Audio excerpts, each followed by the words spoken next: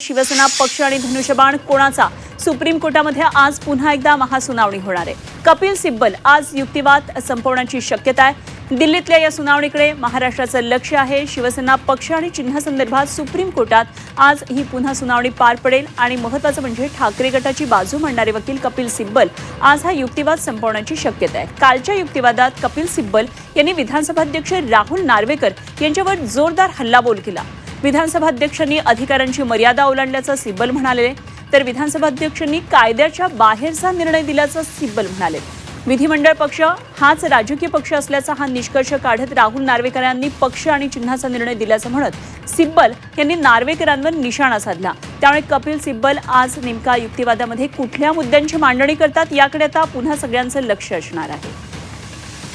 आणि याचबाबत आमचे प्रतिनिधी स्वप्नील जाधव जोडले गेले। स्वप्नीलकडून आपण आणखी तपशील जाणून घेऊया। स्वप्नील, काल कपिल सिब्बल यांनी पुन्हा एकदा त्यांचा धारदार युक्तिवाद करताना आधी निवडणूक आयोग आणि काल मात्र विधानसभा अध्यक्ष त्यांच्या कार्यकक्षेबाहेर कशा प्रकारे निर्णय घेतात याबाबत ताशेरे उडलेले होते। आज पुन्हा एकदा कपिल सिब्बल यांचा युक्तिवाद पाहायला मिळेल। मात्र आजचा युक्तिवाद हा त्यांचा शेवटचा दिवस असेल युक्तिवादाचा असं म्हटलं जातंय।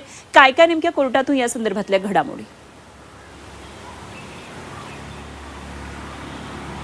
नक्कीच अनुपमा, सगळ्यांचंच लक्ष लागून राहिलेलं आहे आजच्या युक्तिवादाकडे, कारण आजचा युक्तिवाद हा शेवटच्या दिवसाचा युक्तिवाद असू शकतो असं एकंदरीत पाहायला मिळते। खरं तर सलग 3 आठवड्यामध्ये सुरू असलेल्या युक्तिवादामध्ये अधिक माहिती खरं तर आपल्यापर्यंत पोहोचवण्यात आलेली आहे आणि एकूणच या ठिकाणी सर्वोच्च न्यायालयामध्ये धारदार शब्दांमध्ये बाजू मांडलेली आहे कपिल सिब्बल यांनी। यामध्ये धनुष्यबाण चिन्ह आणि पक्षाच्या नावासंदर्भातील युक्तिवाद असेल, केंद्रीय निवडणूक आयोगाने ज्याप्रमाणे निर्णय घेतलेले आहेत त्या संदर्भातील असेल, किंवा आता सध्या आमदार अपात्रतेसंदर्भातील युक्तिवाद असेल, एकूणच 10व्या शेड्यूलचं कशा प्रकारे उल्लंघन केलेलं आहे याचं कुठेतरी ठोस कारणं जे आहेत या ठिकाणी कपिल सिब्बल यांनी कोर्टात मांडलेली आहेत। यामध्ये आमदार अपात्र संदर्भातील निर्णय हा आधीच व्हायला पाहिजे होता, यानंतर केंद्रीय निवडणूक आयोगाने खरं तर निर्णय घेतला पाहिजे होता। मात्र एकमेकांच्या निर्णयांवरती कशा प्रकारे निर्णय घेतले गेलेले आहेत आणि कसे अन्यायकारक हे निर्णय आहेत हे कुठेतरी मांडण्याचा प्रयत्न कपिल सिब्बल यांनी केलेला आहे। त्याचप्रमाणे आपण जर केंद्रीय निवडणूक आयोगाचा निकाल पाहिला आणि त्यानंतर विधानसभा अध्यक्ष राहुल नार्वेकर यांनी दिलेला निकाल पाहिला तर हे दोन्ही निर्णय